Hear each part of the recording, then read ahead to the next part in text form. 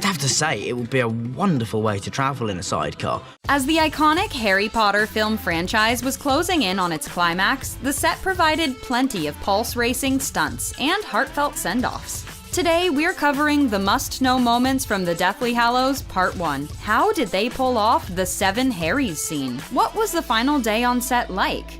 I was so upset on the last day. I really was. Everyone was. Much of the Deathly Hallows Part 1 takes place in the real world, or the Muggle world for you wizards out there.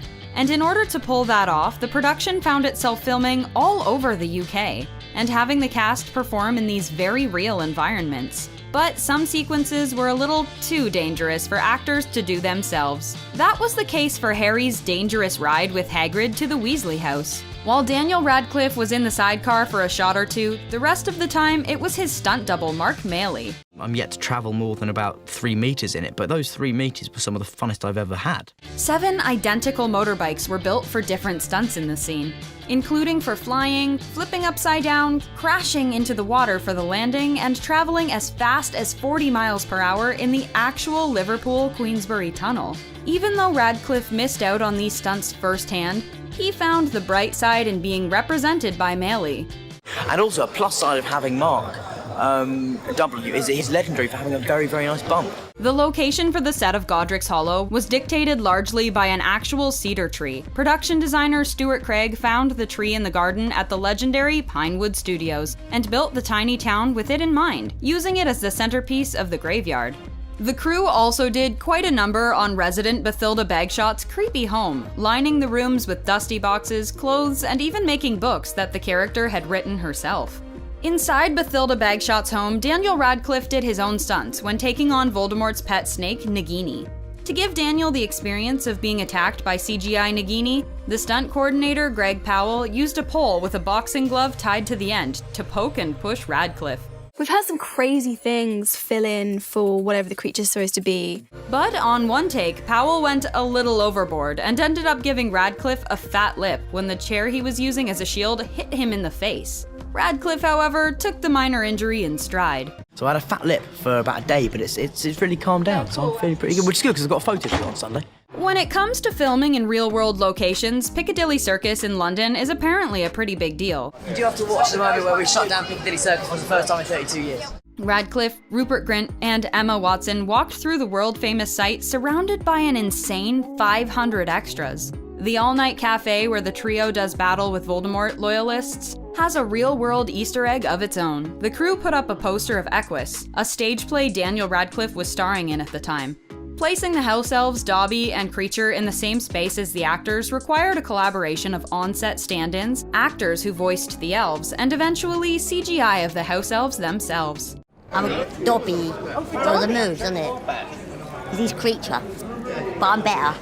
Stand-ins Diane Gibbons and Bindi Johal worked with the other actors on set, with their performances used as references by the VFX team to create the final sequences with the real Dobby and Creature. Actor Simon McBurney and Toby Jones ultimately voiced the house elves, with Toby Jones even coming on set for Dobby's emotional final scene. I want to bury him. Properly. Without magic.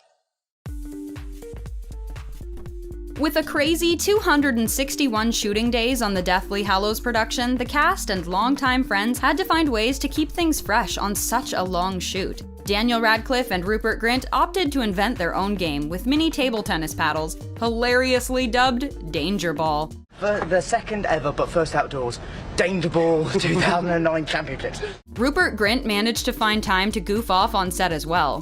Grint and his off-screen twin brothers, Oliver and James Phelps, could usually be found messing around on segways and sneaking into the studio at night. We've actually been kind of riding our bikes all through the set. And before filming Wrapped, Rupert, the Phelps twins, and Draco Malfoy actor Tom Felton got a chance to go golfing together, though some were definitely worse than others. It's not a very good golfer, actually.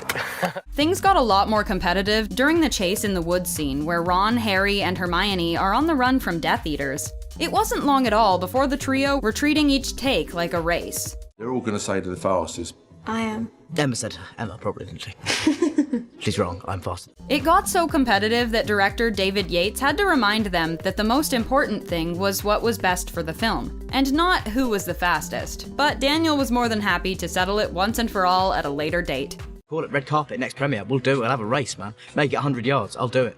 When it came time to do Harry and Hermione's steamy kiss, Ron wasn't actually there to see his own Horcrux-induced vision. The intimate scene required that both Daniel and Emma be topless and covered in silver paint. So in order to make the two as comfortable as possible, everyone who didn't need to be on set for it wasn't, including Rupert Grint. Watson confirmed the decision, saying, "They did, yes. It was a closed set, and it was awkward enough without having tons of people come and watch." The first of the original cast to wrap for good was fittingly the Dursleys. This isn't just goodbye, boy, is it? This is farewell. Fiona Shaw, Richard Griffiths, and Harry Melling were the first, along with Radcliffe, to film for the Harry Potter series 10 years prior in the Sorcerer's Stone, or Philosopher's Stone, depending on where you are in the world. In the time since, the family's relationship had evolved off-screen as well, with Radcliffe and Griffiths acting together in a stage play, and Melling and Shaw doing the same.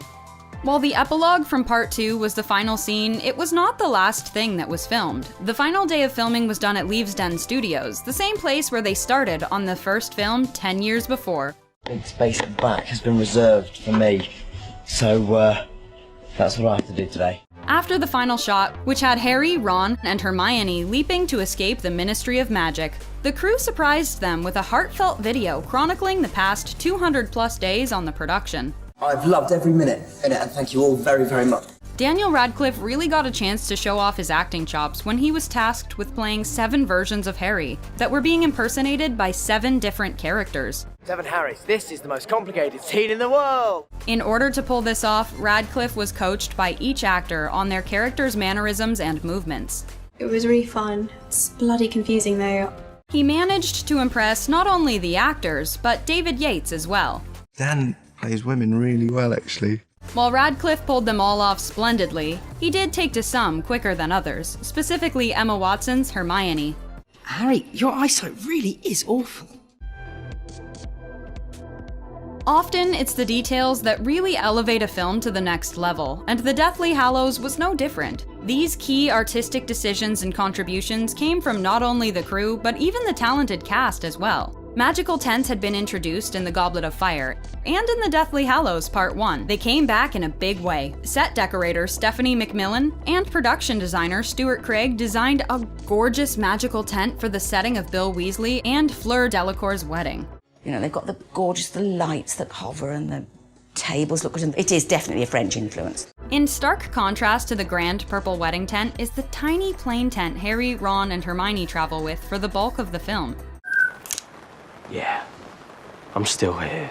McMillan and Craig's aim was to make it look almost identical to the one in the Goblet of Fire, at least on the outside. It's amazing how much, richness and interest you can get out of a couple of sheets of canvas, basically.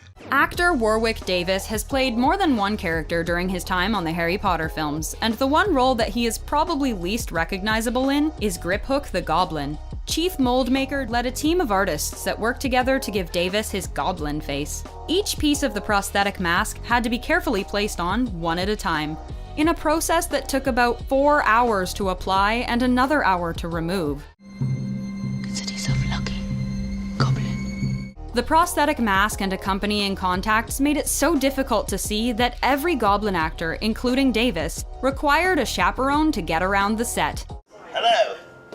Ready for the office. Talented actor Ivana Lynch, who portrayed the peculiar Luna Lovegood, it's a charm, actually. Keeps away the narwhals. Was well known around the production for making artistic contributions to her character. But those contributions extended to the set itself when she inspired the design of the Lovegood house. Lynch created drawings of magical beasts in the style of Luna herself, which were used as a reference for the paintings that ultimately covered every inch of the Lovegood home.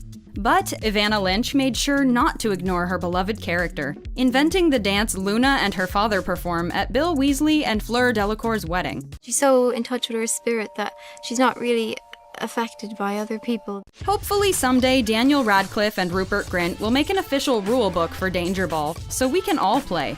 I haven't really thought about it because we've still got a long way to go yet on this one. And we would have done anything to be with the cast and crew on the final day of filming. The tears would have been flowing for sure. What was your favorite behind the scenes fact?